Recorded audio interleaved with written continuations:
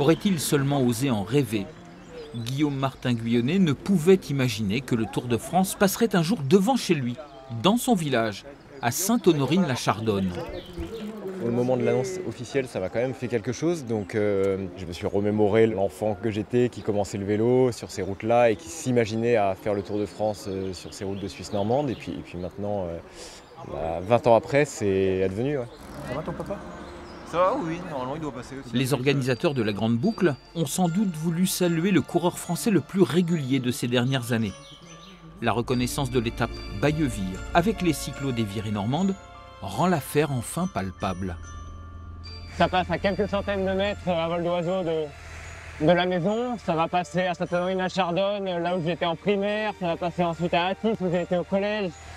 Puis à Flers, dans l'ordre, là où j'ai été au lycée. Donc je vais voir redéfiler mon enfance au fur et à mesure des kilomètres sur ce tour. Le Tour à Sainte-Honorine-la-Chardonne est une affaire qui se prépare de longue date. Tu vas accrocher des garçons là-haut? Ouais, un grand maillot, une grande banderole. Il y a quelques semaines, le sponsor de l'équipe a même dépêché des émissaires, histoire de bien prendre la mesure de l'événement. Pour le moment, c'est un champ avec de l'herbe, prêt à faire du foin. Donc voilà, c'est difficile de s'imaginer, mais une fois que ce sera coupé et que quand tout va s'installer le 9 au matin, ça va vite prendre forme, vous allez voir. Il faut imaginer ce village, avec un écran géant, un grand podium, et même une chill zone pour buller sur des transats en attendant les coureurs. Voilà. Cette singularité est quand même assez rare. Le Tour de France passe dans le village d'un coureur français en plus. Donc l'occasion était tellement belle et on pouvait passer à côté. Ces vieux vélos feront un décor de circonstance, car les habitants n'ont pas attendu les professionnels de l'événementiel pour mettre du cœur à l'ouvrage. Le Tour de France, il est passé là à Sainte-Honorine en 1963. Il n'est pas venu depuis? Non. Ça marque ça dans la jeunesse. Le club des aînés fabrique des fleurs par milliers, comme au bon vieux temps du comice agricole. Sauf que cette fois, le bourg se met en beauté pour Guillaume Martin. C'est pour lui faire honneur.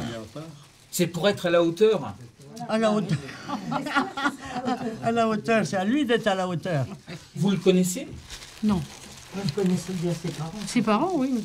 Et est-ce que les coureurs du Tour de France vont les voir, vos fleurs? Non. C'est bonjour.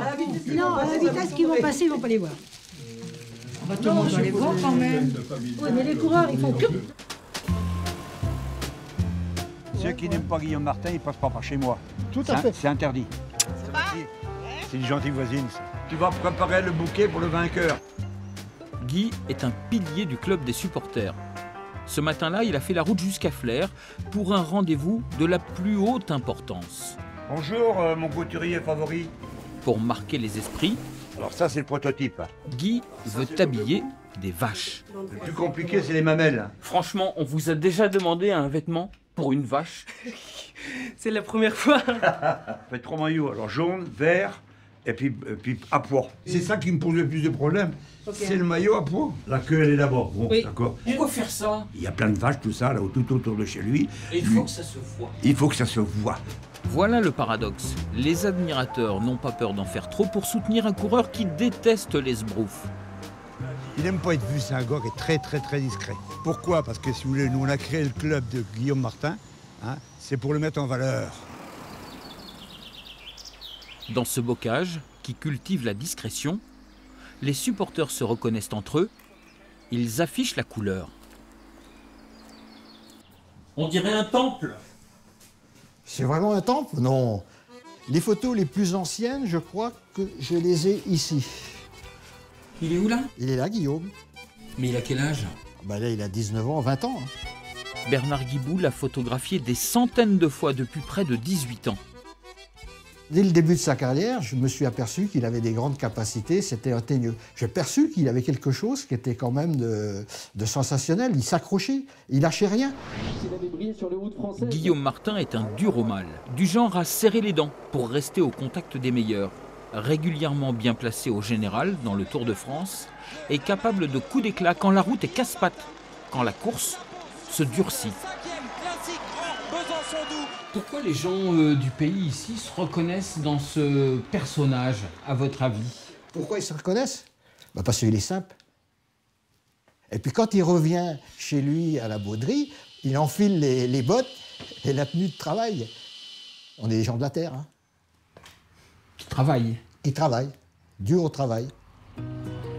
De nos jours, le peloton n'accorde plus guère de bons de sortie. Alors Guillaume Martin a roulé tout l'hiver avec un objectif en tête.